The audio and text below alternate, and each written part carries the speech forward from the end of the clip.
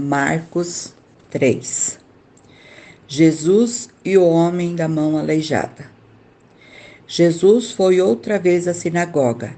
Estava ali um homem que tinha uma das mãos aleijada. Estavam também na sinagoga algumas pessoas que queriam acusar Jesus de desobedecer à lei. Por isso ficaram espiando Jesus com atenção para ver se ele ia curar o homem no sábado.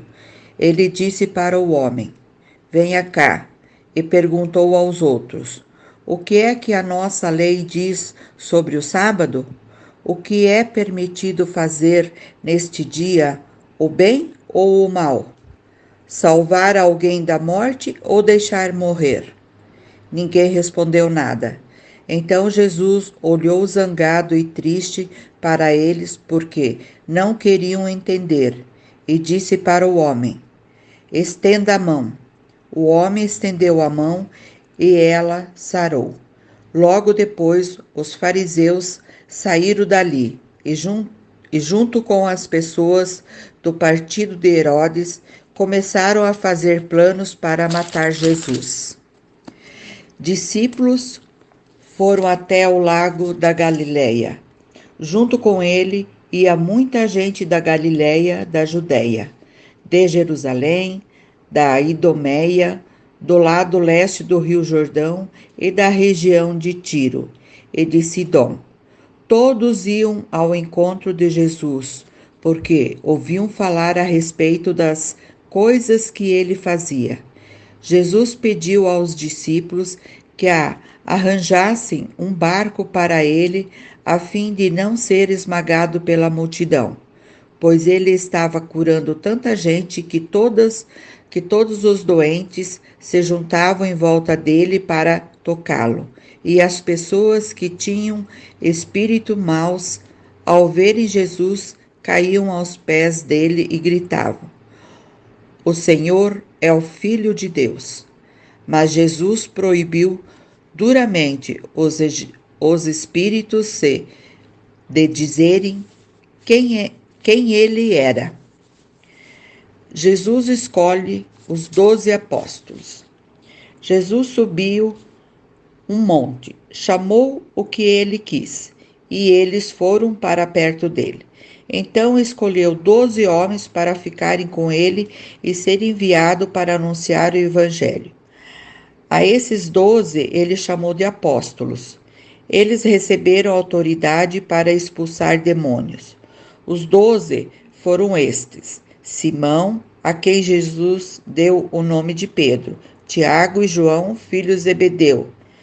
A este ele deu o nome de Boanerges, que quer dizer filhos do trovão; André, Felipe, Bartolomeu, Mateus, Tomé, Tiago, filho de Alfeu, Tadeu, Simão, o nacionalista, e Judas Iscariotes, que traiu Jesus. O poder de Jesus para expulsar demônios.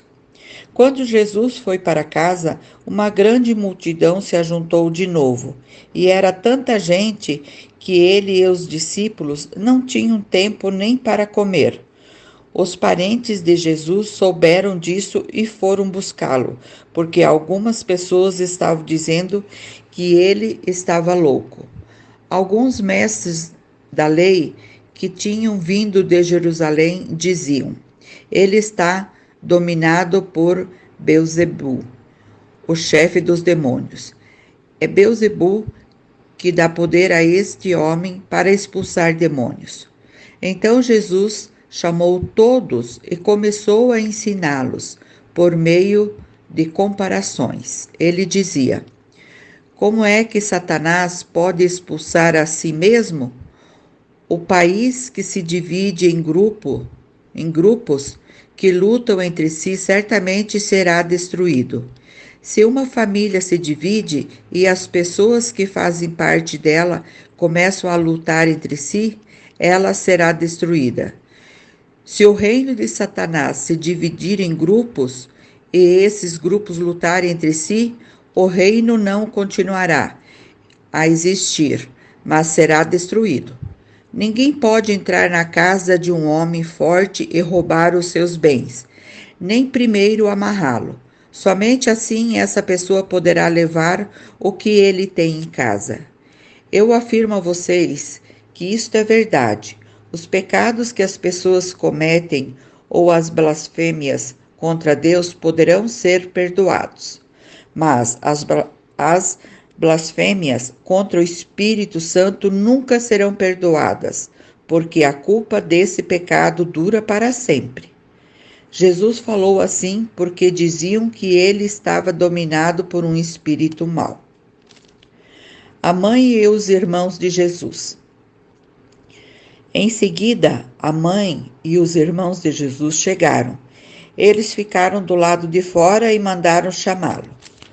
Muita gente estava sentada em volta dele, e algumas pessoas lhe disseram: Escute, a sua mãe e os seus irmãos estão lá fora, procurando o Senhor. Jesus perguntou: Quem é a minha mãe? E quem são os meus irmãos? Aí olhou para as pessoas que estavam sentadas em volta dele e disse: Vejam, aqui estão a minha mãe e os meus irmãos, pois quem faz a vontade de Deus é meu irmão, minha irmã e minha mãe.